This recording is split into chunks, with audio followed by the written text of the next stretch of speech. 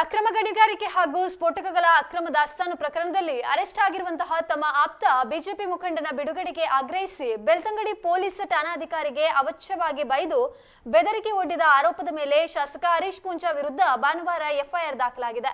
ಹರೀಶ್ ಪೂಂಜಾ ಅವರು ಆರೋಪಿಯನ್ನ ಬಿಡುಗಡೆ ಮಾಡುವಂತೆ ಠಾಣಾಧಿಕಾರಿಗಳಿಗೆ ಒತ್ತಡ ಹಾಕಿ ಅವಾಚ್ಯವಾಗಿ ಬೈದು ಬೆದರಿಸಿದ್ದಾರೆ.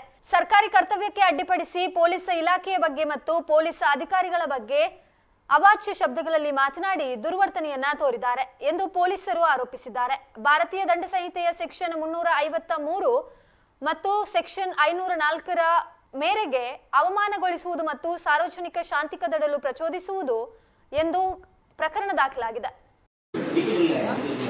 ಜಾಗ್ರತೆ ನೀವು ಜಾಸ್ತಿ ಮಾಡಿದ್ರೆ ಜಾಗ್ರತೆ ನೀವು ನಿಮ್ಮ ಅಪ್ಪನ ನೀವು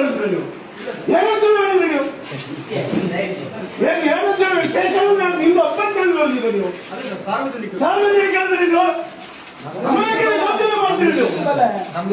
ಅಮಾಯಕರ ದೌರ್ಜನ್ಯ ಮಾಡಿದ ಸ್ಟೇಷನ್ ನಿಮ್ದು ಬೆಳ್ತಂಗಡಿ ಶೇಖರ ನಿಮ್ದು ಅಮಾಯಕರ ದೌರ್ಜನ್ಯ ಮಾಡಿದ ಯಾರು ತಿಳ್ಕೊಂಡಿದ್ರಿ ನೀವು? ಯೂನಿಫಾರ್ಮ್ ಇದೆ ಅಂತ ಹೇಳಿ ಎಲ್ಲವನ್ನ ಮಾಡಬಹುದು ಗೊತ್ತಾ? ಒಬ್ಬ ಅಮಾಯಕನಂತಂದು ರಾತ್ರಿ 2 ಗಂಟೆಗೆ ಈ ರೀತಿ ಚಿತ್ರಹಿಂಸೆ ಕೊಡೋದಿದೆಯಲ್ಲ, ಇದು ನೀವು ಮಾಡಿರ್ತಕ್ಕಂಥ ದ್ರೋಹ. ಇದು ನೀವು ನೋಡ್ತೀನಿ, ನೀವೆಲ್ಲವೂ ಸಹ ಸ್ಟೇಟ್ಮೆಂಟ್ ಮಾಡಿದಂಗೆ ಮಾಡೋದಿದ್ರೆ ನೋಡ್ತೀನಿ, ನಾನು ನಿಮ್ಮ ಇಲಾಖೆ ಹೆಂಗ್ ಮಾಡ್ತೀನಿ ಅನ್ನೋದು ನೋಡ್ತೀನಿ.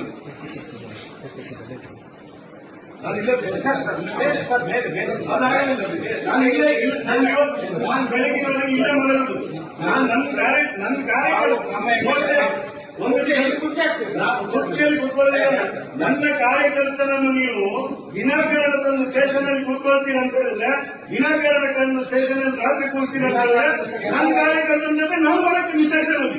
ನನ್ನ ಕಾರ್ಯಕರ್ತನ ಜೊತೆ ಅವನಿಲ್ಲ ರೀ, ನೀವು ಬರ್ತೀರಿ ಈಗ ತುಂಬ ಸ್ಥಳಕ್ಕೆ ಬನ್ನಿ, ಅವನನ್ನು ಕರ್ಕೊಂಡು ಬರ್ತಾರೆ. ಅವನನ್ನು ಕರ್ಕೊಂಡು ಯಾವೊಬ್ಬ ಹೇಳಿದಾನೆ ಅಂತ ಹೇಳಿ, ಯಾವೊಬ್ಬ ಹೇಳಿದಾನೆ ಅಂತ ಹೇಳಿ ಕೋರ್ಟಿಗೆ ಪ್ರೊಡ್ಯೂಸ್ ಮಾಡುತ್ತೇನೆ. ಒಬ್ಬನ ಅಮಾಯಕರನ್ನು ಕೇಸ್ ಹಾಕಿದ್ದಂತ ಕೋರ್ಟಿಗೆ ಪ್ರೊಡ್ಯೂಸ್ ಮಾಡಿ ಏನ್ ಮಾಡ್ತಿದ್ವಿ? ಕೋರ್ಟಿಗೆ ಪ್ರೊಡ್ಯೂಸ್ ಮಾಡಿ ಏನ್ ಮಾಡ್ತಿದ್ವಿ ನಾವು? ಅವ್ನು ಕೇಸ್ ಹಾಕೋದು ಆಯ್ತಲ್ಲ, ಕೋರ್ಟಲ್ಲಿ ನೀವೇನ್ ಮಾಡ್ಬೇಕು? ಕೋರ್ಟಿಗೆ ನೀವು ಅಂತ ಸಾಲಕ್ಕೆ ತಂದು ನೀವು ಕೇಸ್ ಕೋರ್ಟಿಗೆ ಹಾಕಿದ್ರೆ ಅದರಲ್ಲಿ ಯಾರಿಗಾರ ಅವನನ್ನು ಹಾಕಿ ನೀವು ಯಾರು ಬೇಡ ಅಂತ ಹೇಳ್ತಾರೆ?